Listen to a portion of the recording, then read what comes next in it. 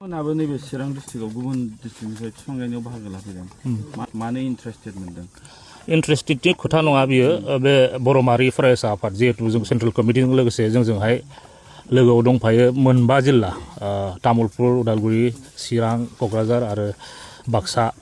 लोगोसे जोंजों चिरां डिस्ट्रिक्टनिनो agriculture trading society आरो फरेस्ट प्रटेक्शन फोर्स लोगोसे नोंहा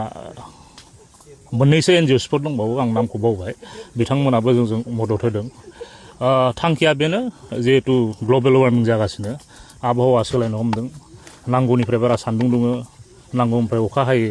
अखा हानांगौ समावहाय हाया हानाङि समावसो हायो आरो थिग बिदिनो नोंहा बेजों लोगोसे जेरावहाय दंफां गैयाबा मानसियाबो थांना थानो हाया मानसि गैयाबा दंफाङाबो थांना थानो हाया बे मोनसे हिउमेन साइकेल बा मोनसे नेचारनि मोनसे साइकेल बे साइकेलखौ जोङो मोनसे बेलेन्स मडआव लाबोफिननो थाखाय नैबे दंफां गायनाय जि बड'लेण्ड ग्रिन 9 लाख बा 9 लाख थांगासिनो दं आरो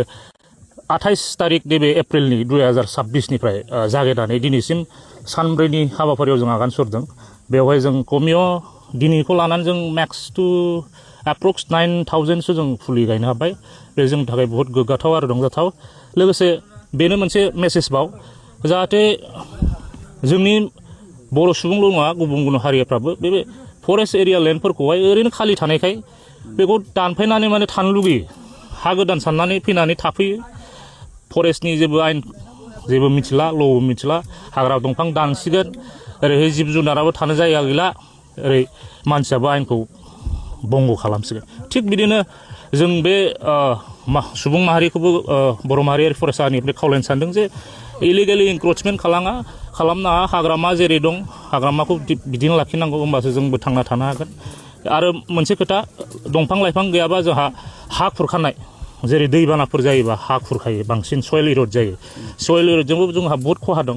सयल इर'डजों नोंहा खेथि बाथिबो धंस जागोन सोरनाबा न' बां बारि गामियानो दरसे थांनो हागौ दरनैबो थांनो हागौ थिग बेफोरबादिबो माने गासिबो माने दंफांजोंनो नेचारजोंनो मानसिया लोब्बा दंखायो बेल' नङा नोंहा नै ग्लबेल वार्मिंआबो आरो गारि मटर ग्लबेल वार्मिंखौ आं बुंखाबाय गारि मटरनि पलिउसन बिसोर कार्बन डाइ अक्साइड जिखुनु माबा माबि गेस उखुन्दैनिफ्राय गयो बेखौ बेलेन्सआव लाखिनो थाखाय दंफाङासो माने बिनि अक्सिजेनासो माने बेखौ बेलेन्सआव लाखियो स' बेनो मेसेजआ बर' माहारियारि फरायसा आफादनिफ्राय दंफांखौ गायनांगौ साफ्रोमबो बर' सुबुंल' नङा बर' बुहुमाव थानाय माहारियानो दंफांखौ गायनांगौ जाहाथे जोंनि उन जोलैफोरा जे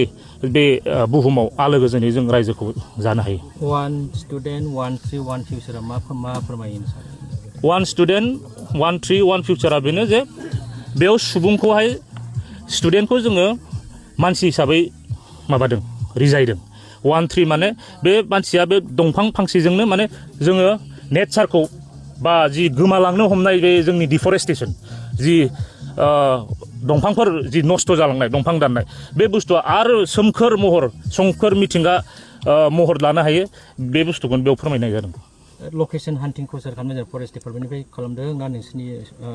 बनसु हिसाबै लकेसन नागिरनाय बबे जायगायाव गायनांगौ आच्छा लकेसन हान्टिंआ ओरै जोङो इच रेन्जआव जों थाङो जोंजों बाहागो लादों जोंनिनो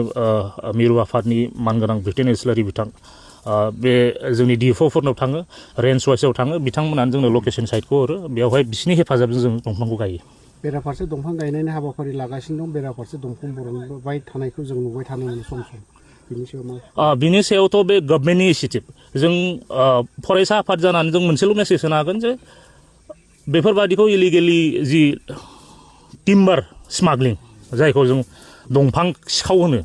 बे बुस्थुखौ गभर्नमेन्टनि सिङाव थायोथ' फरेस्ट डिपार्टमेन्टआ गोख्रोङै हमनांगौ साजा होनांगौ साजा होआबा दानि जुगाव मानसिफ्रा मानिला अहंखारि हाबजोब्बाय बयनावबो आयेन मथे माबायदि साजा मोननांगौ फरेस्ट एक्टआवहाय माबायदि नियम निथि दं बिनि दारैहाय बे जोंनि दंफां सिखाव होन स्मागलार्स होन बिसोरखौ हमनांगौ आरो गोख्रों साजा होनांगौ होमबानो हारसिंनो बन्द' जालांजोबगोन